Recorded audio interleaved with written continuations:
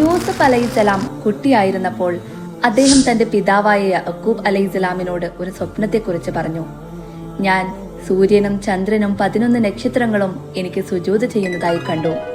യഅ്കൂബ് അലൈഹിസ്സലാം മകനോട് പറഞ്ഞു, മകനെ, നീ സ്വപ്നത്തിൽ കണ്ട സൂര്യനും ചന്ദ്രനും നിന്റെ മാതാപിതാക്കളാണ്. 11 നക്ഷത്രങ്ങൾ നിന്റെ സഹോദരന്മാരും. എല്ലാവരും ഒരു ദിവസം നിന്റെ അധീനതയിൽ ജീവിക്കേണ്ടി വരും. ഈ സ്വപ്നം നിന്റെ സഹോദരന്മാരോട് പറയരുത്, അവർ നിനക്കെതിരെ നിന്നേക്കാം. അള്ളാഹു യൂസഫ് അലൈഹിസ്സലാമിന് നുബൂവത്തും പദവിയും നൽകുമെന്ന് യഅ്കൂബ് അലൈഹിസ്സലാം നേരത്തെ അറിഞ്ഞിരുന്നു. നബിയുടെ സഹോദരന്മാർക്ക് നബിയോട് അസൂയുണ്ടെന്നും അദ്ദേഹം മനസ്സിലാക്കി. അതുകൊണ്ടാണ് അദ്ദേഹം ഈ സ്വപ്നം രഹസ്യമായി വെക്കാൻ യൂസഫ് നബിയോട് പറഞ്ഞത്. യൂസഫ് നബിക്ക് 11 സഹോദരന്മാരുണ്ടായിരുന്നു. അവർ നബിയേക്കാൾ ഒരുപാട് പ്രായം കൂടിയവരാണ്. നബിയുടെ ഇളയ സഹോദരൻ ബിന്യാമീൻ മാത്രമാണ് ഒരേ മാതാവിന്റെ മകൻ. മറ്റുള്ളവർ വ്യത്യസ്ത ഉമ്മമാരിൽ ജനിച്ചവരാണ്. യൂസഫ് നബിയുടെ മാതാവ് നബിയുടെ ചെറുപ്പത്തിലെ മരണമടഞ്ഞു. അതുകൊണ്ട് യഅ്കൂബ് അലൈഹിസ്സലാം ഇളയ മക്കളെ കൂടുതൽ സ്നേഹിച്ചു. അതിനാൽ തന്നെ എല്ലാ സഹോദരന്മാർക്കും നബിയോട് അസൂയയായിരുന്നു. എന്നാൽ ബിന്യാമീന് യൂസഫ് നബിയോട് വളരെയധികം സ്നേഹമായിരുന്നു. ഒരു ദിവസം നബിയുടെ സഹോദരന്മാർ പരസ്പരം ചോദിച്ചു, എന്തുകൊണ്ട് നമ്മുടെ പിതാവ് യൂസഫിനെയും അവന്റെ സഹോദരനെയും കൂടുതൽ സ്നേഹിക്കുന്നു? അവർ നബിയെ കൊല്ലാനോ അജ്ഞാതമായ സ്ഥലത്ത് എറിയാനോ തീരുമാനിച്ചു. അവർ പറഞ്ഞു, യൂസഫിനെ കൊല്ലുക, അല്ലെങ്കിൽ ഒരു കിണറ്റിലെറിയുക. എന്നാൽ നമുക്ക് നമ്മുടെ പിതാവിന്റെ പ്രിയപ്പെട്ടവരായി മാറാം. പിന്നീട് നമുക്ക് പശ്ചാത്തപിക്കുകയും ചെയ്യാം. അവരിലൊരാളായ ലബി പറഞ്ഞു, യൂസഫിനെ കൊല്ലരുത്, പകരം ഒരു കിണറ്റിലിടുക. ഏതെങ്കിലും സഞ്ചാരികൾ അവനെ രക്ഷിച്ചേക്കാം. എല്ലാവരും അതിന് സമ്മതിച്ചു. പിന്നീട് അവർ യഅ്കൂബ് നബിയുടെ അടുത്ത് ചെന്ന് പറഞ്ഞു, പിതാവേ, എന്തുകൊണ്ട് യൂസഫിന്റെ കാര്യത്തിൽ അങ്ങ് ഞങ്ങളെ വിശ്വസിക്കുന്നില്ല? ഞങ്ങൾ യൂസഫിന് നല്ലത് മാത്രം ആഗ്രഹിക്കുന്നവരാണ്. നാളെ ഞങ്ങളോടൊപ്പം ഭക്ഷണം കഴിക്കാനും കളിക്കാനും യൂസഫിനെയും അയക്കൂ. ഞങ്ങൾ ഉത്തരവാദിത്വത്തോടെ യൂസഫിനെ ശ്രദ്ധിച്ചോളാം.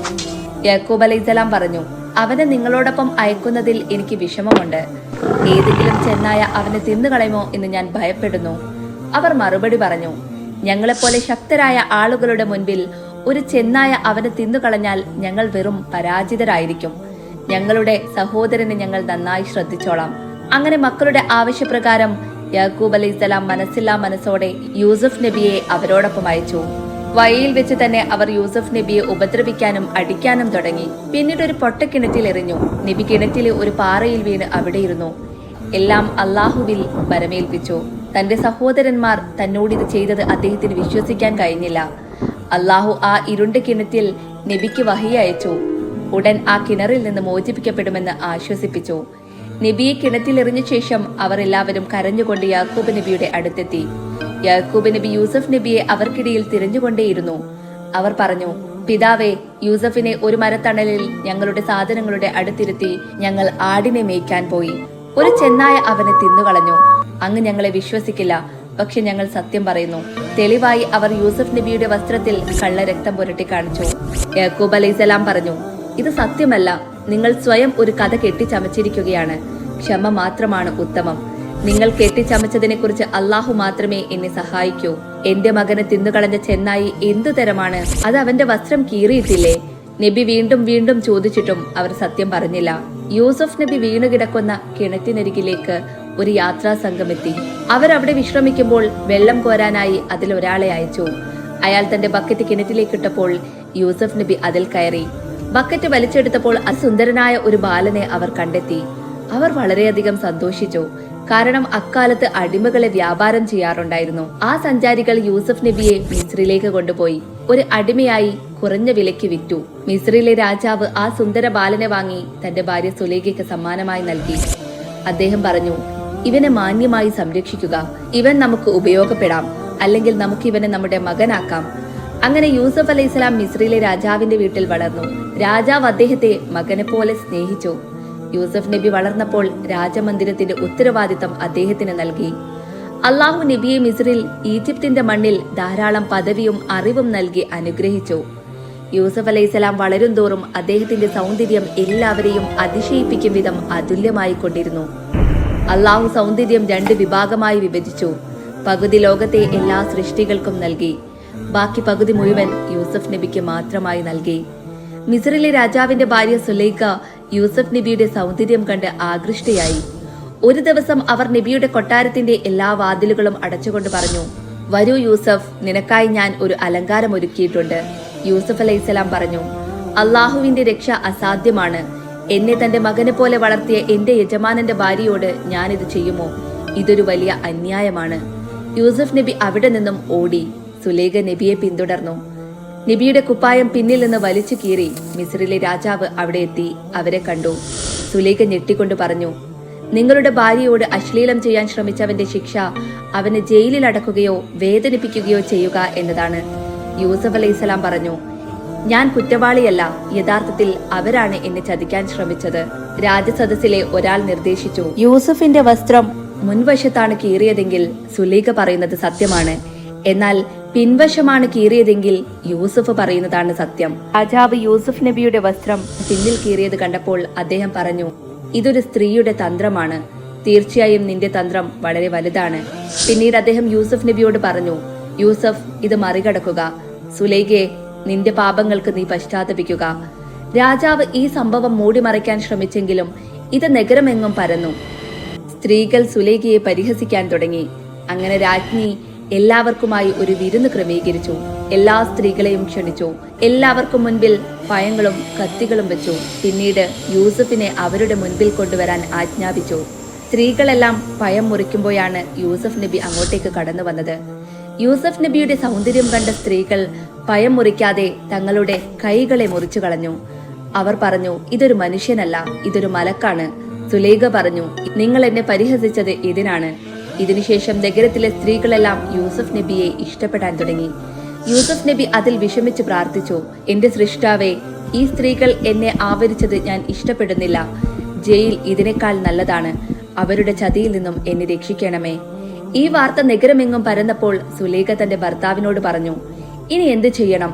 ഇക്കാര്യം എല്ലായിടത്തും വ്യാപിച്ചിരിക്കുന്നു. അങ്ങനെ രാജാവ് യൂസഫ് നബിയെ ജയിലിൽ അടച്ചു. യൂസഫ് നബിയുടെ കൂടെയുള്ള 2 ബന്ദികൾ ജയിലിൽ വെച്ച് സ്വപ്നങ്ങൾ കണ്ടു.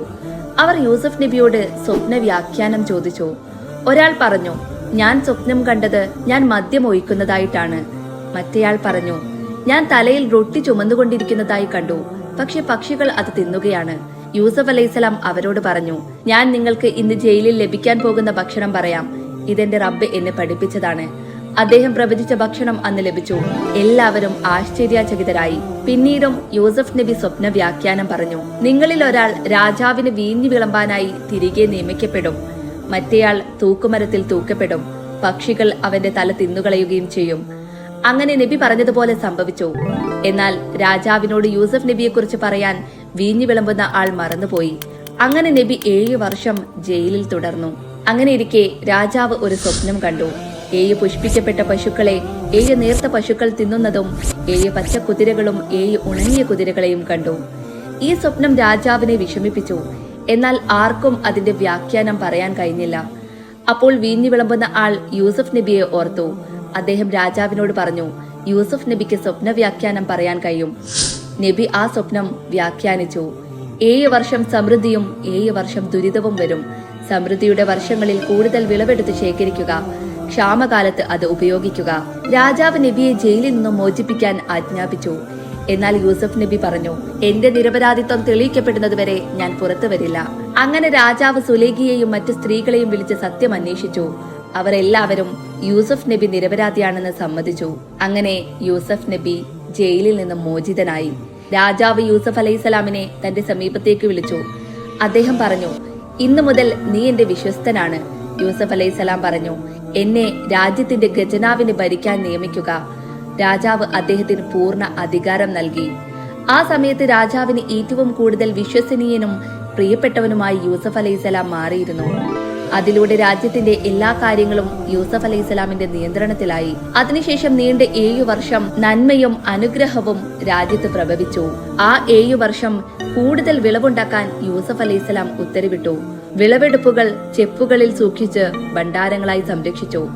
അതിനുശേഷം ക്ഷാമത്തിന്റെ 7 വർഷം ആരംഭിച്ചു. ഈ ക്ഷാമം മിസ്രിനെ മാത്രമല്ല പലസ്തീൻ പ്രദേശങ്ങളെയും ബാധിച്ചു. അന്നത്തെ മിസ്ർ സമൃദ്ധമായതിനാൽ യൂസഫ് അലൈഹിസ്സലാം 7 വർഷത്തെ ധാന്യം സംരക്ഷിച്ചിരുന്നതറിഞ്ഞ് ആളുകൾ മിസ്രിലേക്ക് എത്താൻ തുടങ്ങി. പലസ്തീനിലും ക്ഷാമം മൂലം വിളവെടുപ്പില്ലാതായി. ഈ ക്ഷാമത്തിന്റെ പ്രതിഫലനം യാക്കൂബ് അലൈഹിസ്സലാമിനും അദ്ദേഹത്തിന്റെ പുത്രന്മാർക്കും അനുഭവപ്പെട്ടു. അവരുടെ പ്രദേശത്ത് വിളയൊന്നും ഉണ്ടാകാതിരുന്നതിനാൽ ധാന്യവും ലഭ്യമല്ലായിരുന്നു. ലഭിച്ചാലും അതിന്റെ വില വളരെ കൂടുതലായിരുന്നു. മിസ്രിൽ കുറഞ്ഞ വിലക്ക് ധാന്യം ലഭ്യമാണെന്ന വാർത്തകളുണ്ടായി. അതുകൊണ്ട് പലസ്തീനിൽ നിന്നും യാത്രാസംഘം കൂട്ടമായി മിസ്രിലേക്ക് യാത്ര തുടങ്ങി. യൂസഫ് അലൈഹിസ്സലാം ആളുകൾക്ക് കുറഞ്ഞ വിലക്ക് ധാന്യം നൽകും. പക്ഷേ ഓരോ ആളിനും വേണ്ടത്ര മാത്രമേ നൽകാറുള്ളൂ. വ്യാപാരികൾ അത് ഉയർന്ന വിലക്ക് വിറ്റഴിക്കരുതെന്ന് അതിലൂടെ ഉറപ്പാക്കി. അതുകൊണ്ടാണ് ധാന്യം വാങ്ങാൻ മുഴുവൻ കുടുംബാംഗങ്ങളെയും കൊണ്ടുവരണമെന്ന് നിർബന്ധം വെച്ചത്. യൂസഫ് അലൈഹിസ്സലാമിന്റെ സഹോദരന്മാർ മിസ്രിലെത്തി. യൂസഫ് അലൈഹിസ്സലാം അവരെ ഉടനെ തിരിച്ചറിയുകയും ചെയ്തു. പക്ഷെ സഹോദരന്മാർക്ക് അദ്ദേഹത്തെ തിരിച്ചറിഞ്ഞില്ല. കാരണം തങ്ങൾ കിണറ്റിലിറക്കിയ സഹോദരൻ ഇന്ന് മിസ്രിലെ ഏറ്റവും വലിയ വ്യക്തിത്വമായി മാറുമെന്ന് അവർ ഒരിക്കലും പ്രതീക്ഷിച്ചിട്ടില്ല. യൂസഫ് അലൈഹിസ്സലാം സഹോദരന്മാരെ സ്നേഹപൂർവ്വം സ്വീകരിച്ചു. അവരുടെ പിതാവിനെ കുറിച്ചും വിവരങ്ങൾ ചോദിച്ചു. പിന്നെ അന്വേഷിക്കുന്നതിന്റെ ഭാഗമായി അവർക്ക് വേറൊരു സഹോദരനുണ്ടോ എന്ന് ചോദിച്ചു. സഹോദരന്മാർ പറഞ്ഞു, അവരുടെ പിതാവിന് ഏറെ പ്രിയപ്പെട്ട മറ്റൊരു സഹോദരനുണ്ട്. അദ്ദേഹത്തിന്റെ പേര് ബിന്യാമീൻ ആണെന്നും പറഞ്ഞു. യൂസഫ് അലൈഹിസ്സലാം അവർക്ക് ആ വർഷത്തെ ധാന്യം നൽകി. എന്നാൽ ഒരു നിബന്ധനയുണ്ടാക്കി. അടുത്ത വർഷം ബിന്യാമീനെയും കൂടെ കൊണ്ടുവരണം, ഇല്ലെങ്കിൽ ധാന്യം ലഭിക്കില്ല. യൂസഫ് അലൈഹിസ്സലാം ബിന്യാമീനെ കാണാനായിരുന്നു ആഗ്രഹിച്ചത്. കാരണം അതായിരുന്നു അദ്ദേഹത്തിന്റെ സഹോദരന്മാരിൽ ഏറ്റവും സ്നേഹമുള്ളവനും സ്വന്തം സഹോദരനും. അവരെ വീണ്ടും അവിടെ എത്തിക്കാനായി യൂസഫ് അലൈഹിസ്സലാം തന്റെ ഭൃത്യന്മാരോട് അവർ ധാന്യം വാങ്ങിയ പണമെല്ലാം അവരുടെ ചരക്കുകൾക്കകത്ത് തിരികെ വെക്കാൻ പറഞ്ഞു. വീട്ടിൽ തിരിച്ചെത്തിയ ശേഷം സഹോദരന്മാർ യാക്കൂബ് അലൈഹിസ്സലാമിനെ അറിയിച്ചു, ഇനി മുതൽ ബിന്യാമീനെയും കൂടെ കൊണ്ടുപോയാലേ മിസ്രിൽ നിന്നും ധാന്യം കിട്ടുകയുള്ളൂ. യാക്കൂബ് അലൈഹിസ്സലാം ആദ്യം വിസമ്മതിച്ചു. എന്നാൽ അവർ തങ്ങളുടെ ചരക്കുകൾ തുറന്നപ്പോൾ തങ്ങൾ നൽകിയ പണം അതിനകത്ത് കാണപ്പെട്ടു. ഇതറിഞ്ഞപ്പോൾ വീണ്ടും യാക്കൂബ് അലൈഹിസ്സലാമിനെ മനസ്സിലാക്കാൻ ശ്രമിച്ചു. യാക്കൂബ് അലൈഹിസ്സലാം പറഞ്ഞു, അള്ളാഹുവിന്റെ നാമത്തിൽ സത്യം ചെയ്യാതെ ഞാൻ ബിന്യാമീനെ നിങ്ങളോടൊപ്പം അയക്കില്ല. അവരെല്ലാം അള്ളാഹുവിന്റെ പേരിൽ സത്യം ചെയ്തു. അവർ ബിന്യാമീനെ സുരക്ഷിതമായി തിരികെ കൊണ്ടുവരുമെന്ന് ഉറപ്പ് നൽകി. അടുത്ത വർഷം മിസ്രിലേക്ക് വീണ്ടും പോകേണ്ട സമയമെത്തിയപ്പോൾ യാക്കൂബ് അലൈഹിസ്സലാം തന്റെ പുത്രന്മാരോട് ഉപദേശിച്ചു, എന്റെ മക്കളെ, ഒരേ വാതിലിലൂടെ നിങ്ങൾ ഒരുമിച്ച് കയറരുത്. വ്യത്യസ്ത വാതിലുകൾ വഴി പ്രവേശിക്കുക. അവരെല്ലാവരും മിസ്രിലെത്തിയപ്പോൾ യൂസഫ് അലൈഹിസ്സലാം വീണ്ടും സ്നേഹപൂർവ്വം സ്വീകരിച്ചു. ബിന്യാമീനെ അടുത്തേക്ക് വിളിച്ചു. അദ്ദേഹത്തെ കെട്ടിപ്പിടിച്ചു. എന്നിട്ട് പറഞ്ഞു, ഞാൻ നിന്റെ മൂത്ത സഹോദരൻ യൂസഫാണ്. പിന്നീട് ബിന്യാമീനോട് തന്നോടൊപ്പം അവിടെ നിൽക്കാൻ അനുവാദം ചോദിച്ചു. ഒരു കപ്പ് അദ്ദേഹത്തിന്റെ ചരക്കുകളിൽ ഒളിപ്പിച്ചു വെച്ചു. എല്ലാവരും മിസ്രിൽ നിന്നും പോകാൻ തയ്യാറായപ്പോൾ മിസ്രിലെ ഭടന്മാർ അവിടെ എത്തി. അവരെ തടഞ്ഞു. രാജാവിന്റെ ഒരു കപ്പ് നഷ്ടമായിരിക്കുന്നു. എന്നിട്ടവർ എല്ലാവരുടെയും ചരക്കുകൾ പരിശോധിക്കാൻ തുടങ്ങി. ബിന്യാമീന്റെ ചരക്കിൽ നിന്നും രാജകീയ കപ്പ് കണ്ടെത്തി. സഹോദരന്മാർ പറഞ്ഞു, അള്ളാഹുവിന്റെ നാമത്തിൽ ഞങ്ങൾ പറയുന്നു, ഞങ്ങൾ മോഷ്ടാക്കളല്ല. അവരോട് ചോദിച്ചു, നിങ്ങളിൽ ഒരാൾ മോഷ്ടാവാണെന്ന് തെളിഞ്ഞാൽ ശിക്ഷ എന്തായിരിക്കും? സഹോദരന്മാർ പറഞ്ഞു, മോഷ്ടിച്ചയാൾ കച്ചവടക്കാരനാകണം, അതാണ് ശിക്ഷ. പിന്നീട് കപ്പ് ബിന്യാമീന്റെ ചരക്കിൽ നിന്നും കണ്ടെടുത്തു. സഹോദരന്മാർ ഉടനെ തന്നെ പറഞ്ഞു, അവൻ മോഷ്ടിച്ചതിൽ അതിശയിക്കപ്പെടേണ്ടതില്ല. അദ്ദേഹത്തിന്റെ സഹോദരൻ യൂസഫും മുമ്പ് മോഷ്ടിച്ചിട്ടുണ്ട്. ഇത് കേട്ട യൂസഫ് അലൈഹിസ്സലാം ദുഃഖിതനായി. അവരുടെ ഹൃദയത്തിൽ ഇന്നും അദ്ദേഹത്തോട് സ്നേഹമില്ലെന്നത് അദ്ദേഹത്തിന് വേദനയുണ്ടാക്കി. നിങ്ങൾ പറയുന്നതിനെല്ലാം അള്ളാഹു സാക്ഷിയാണ്, നിങ്ങൾ പറയുന്നത് വളരെ മോശമാണ് എന്ന് അദ്ദേഹം പറഞ്ഞു. ഇതിനുശേഷം സഹോദരന്മാർ യാചിച്ചു, ഹേ അസീസ് മിസ്ർ, ഞങ്ങളുടെ പിതാവ് വളരെ പ്രായമായ ഒരാളാണ്. ദയവായി അവന്റെ പകരം ഞങ്ങളിൽ ഒരാളെ ഇവിടെ പിടിച്ചുവെക്കൂ. യൂസഫ് അലൈഹിസ്സലാം പറഞ്ഞു, പാപം ചെയ്തയാളല്ലാതെ മറ്റാരെയും ഞങ്ങൾ പിടിക്കില്ല. അത് നീതിയല്ല. സഹോദരന്മാർ ഏറെ വിഷമിച്ചു. അവർ തമ്മിൽ ചർച്ച ചെയ്തു, ബിന്യാമീനെ ഇവിടെ വിടാതെ എങ്ങനെ നമ്മൾ തിരികെ പോകും? അവരിൽ ഒരാളായ ലെവി പറഞ്ഞു, നാം മുൻപ് യൂസഫിന്റെ കാര്യത്തിൽ പിതാവിന് വേദന നൽകി. ഇനി വീണ്ടും അദ്ദേഹത്തെ വേദനിപ്പിക്കാൻ എനിക്ക് ധൈര്യമില്ല. അതുകൊണ്ട് ഞാൻ ഇവിടെ നിൽക്കുകയാണ്. നിങ്ങൾ എല്ലാവരും മടങ്ങിപ്പോകൂ. സഹോദരന്മാർ പലസ്തീനിൽ തിരിച്ചെത്തിയപ്പോൾ ബിന്യാമീനെ അവരോടൊപ്പം കാണാത്തതിനാൽ യാക്കൂബ് അലൈഹിസ്സലാം ഏറെ ദുഃഖിതനായി. ഇതിനു മുൻപ് തന്നെ യൂസഫ് അലൈഹിസ്സലാമിനെ നഷ്ടപ്പെട്ടിരുന്നു. ഇപ്പോൾ ബിന്യാമീനെയും വേർപെടേണ്ടി വന്നത് അദ്ദേഹത്തിന് അതിരൂക്ഷമായ വേദനയുണ്ടാക്കി. സഹോദരന്മാർ സംഭവിച്ച കാര്യം മുഴുവൻ പറഞ്ഞപ്പോൾ യാക്കൂബ് അലൈഹിസ്സലാം പറഞ്ഞു, നിങ്ങൾ മുൻപ് ചെയ്തതുപോലെ ഇപ്പോഴും എന്തോ കഥ നിർമ്മിച്ചിരിക്കുകയാണ്. എന്നാൽ ഇനി ശാന്തതയിലായിരിക്കുക, അതാണ് നല്ലത്. തീർച്ചയായും അള്ളാഹു എല്ലാം അറിയുന്നവനും വിജ്ഞാനശാലിയുമാണ്. യാക്കൂബ് അലൈഹിസ്സലാം 40 വർഷം യൂസഫ് അലൈഹിസ്സലാമിന്റെ വേർപാടിൽ കരഞ്ഞു. അദ്ദേഹം ബിന്യാമീനിൽ യൂസഫ് നബിയുടെ മുഖം നോക്കി ആശ്വസിക്കുകയും ചെയ്തു. എന്നാൽ ഇപ്പോൾ ബിന്യാമീനും വിട്ടുപോയത് അദ്ദേഹത്തിന്റെ സഹനത്തിനുള്ള വലിയ പരീക്ഷണമായിരുന്നു. യൂസഫ് അലൈഹിസ്സലാമിനെ ഓർത്ത് ഏറെ കരയുന്നതിനാൽ അദ്ദേഹത്തിന്റെ കണ്ണുകളുടെ കാഴ്ച കുറഞ്ഞു വന്നിരുന്നു. ബിന്യാമീൻ മടങ്ങിയെത്താത്തതിനാൽ അദ്ദേഹം ആദ്യം വിളിച്ചത് ഹേ യൂസഫ് എന്നായിരുന്നു. ഇത് കേട്ട് സഹോദരന്മാർ ചിന്തിച്ചു, പിതാവിന് ഇന്നും ഏറ്റവും പ്രിയം യൂസഫ് നബിയെ മാത്രമാണ്. യാക്കൂബ് അലൈഹിസ്സലാം പറഞ്ഞു, എന്റെ ദുഃഖവും വേദനയും വെളിപ്പെടുത്തുന്നത് അള്ളാഹുവിനോട് മാത്രമാണ്. നിങ്ങൾ അറിയാത്തതെന്താണ് എന്ന് ഞാൻ അള്ളാഹുവിൽ നിന്നും അറിയും. യാക്കൂബ് അലൈഹിസ്സലാം പറഞ്ഞു, എന്റെ മക്കളെ, മിസ്രിലേക്ക് പോകൂ, ആ പ്രിയപ്പെട്ട ആളോട് സംസാരിക്കൂ. അള്ളാഹുവിന്റെ ദയയിൽ നിന്നും ഒരുവൻ പോലും നിരാശരാകരുത്. എല്ലാവരും മിസ്രിലേക്ക് പോയി യൂസഫ് അലൈഹിസ്സലാമിനെ കണ്ടു. അവർ പറഞ്ഞു, ഹേ അസീസ് മിസ്ർ, ഞങ്ങളുടെയും ഞങ്ങളുടെ കുടുംബത്തിന്റെയും അവസ്ഥ ദയനീയമാണ്. ഞങ്ങളുടെ പിതാവ് പ്രായമായവനാണ്. ദയവായി അദ്ദേഹത്തെ ഓർത്ത് ബിന്യാമീനെ ഞങ്ങളോടൊപ്പം അയക്കൂ. യൂസഫ് അലൈഹിസ്സലാം ചോദിച്ചു, നിങ്ങൾ യൂസഫിനോട് ചെയ്തത് എന്താണെന്ന് അറിയുമോ? അവർ അത്ഭുതത്തോട് ചോദിച്ചു, നീയാണോ യൂസഫ്? യൂസഫ് നബി അലൈഹിസ്സലാം മറുപടി നൽകി, അതെ, ഞാനാണ് യൂസഫ്. ഇതാണ് എന്റെ സഹോദരൻ ബിന്യാമീൻ.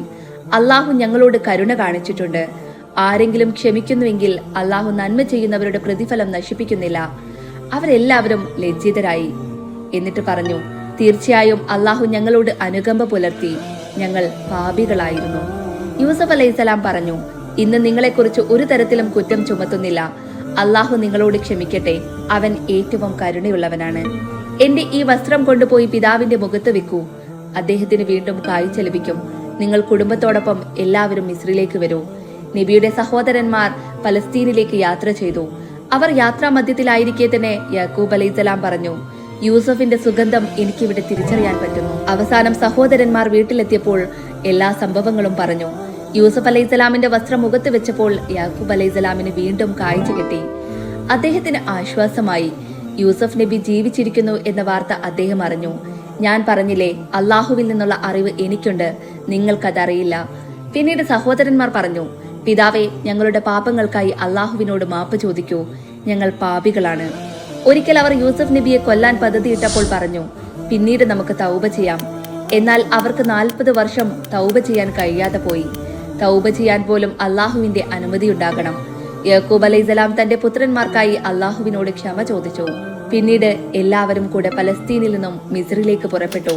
40 വർഷത്തിനു ശേഷം യാക്കൂബ് അലൈഹിസ്സലാം തന്റെ മകനായ യൂസഫ് അലൈഹിസ്സലാമിനെ കണ്ടു. പിതാവും മകനും തമ്മിൽ അതികായകമായ സ്നേഹവും ദുഃഖസുഖങ്ങളും പങ്കുവച്ചു. കുടുംബം മുഴുവൻ മിസ്രിലെത്തിയപ്പോൾ യൂസഫ് അലൈഹിസ്സലാം തന്റെ മാതാപിതാക്കളെ തന്റെ ബലിപീഠത്തിൽ ഇരിപ്പിച്ചു. ഇത് കണ്ടപ്പോൾ എല്ലാവരും യൂസഫ് അലൈഹിസ്സലാമിന് സുജൂദ് ചെയ്തു.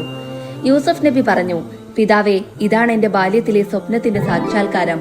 എന്റെ രക്ഷകനായ എന്റെ റബ്ബ് അതിനെ യാഥാർത്ഥ്യമാക്കി. അവൻ എന്നെ കഷ്ടതകളിൽ നിന്നും രക്ഷപ്പെടുത്തി. അവൻ ഏറ്റവും നല്ല പദ്ധതി തയ്യാറാക്കുന്നവനാണ്. അവൻ സകല ബുദ്ധിയും വിജ്ഞാനവുമുള്ളവനാണ്. എന്റെ റബ്ബേ, നീ എനിക്ക് ഭരണാധികാരം നൽകി, സ്വപ്ന വ്യാഖ്യാനം പഠിപ്പിച്ചു. ആകാശങ്ങളുടെയും ഭൂമിയുടെയും സൃഷ്ടാവേ, ഇഹലോകത്തിലും പരലോകത്തിലും നീ എന്റെ രക്ഷകനാണ്. എന്നെ മുസ്ലിമായി മരിപ്പിക്കുക. നീതിമാന്മാരുടെ കൂട്ടത്തിൽ നീ എന്നെ ചേർക്കുക.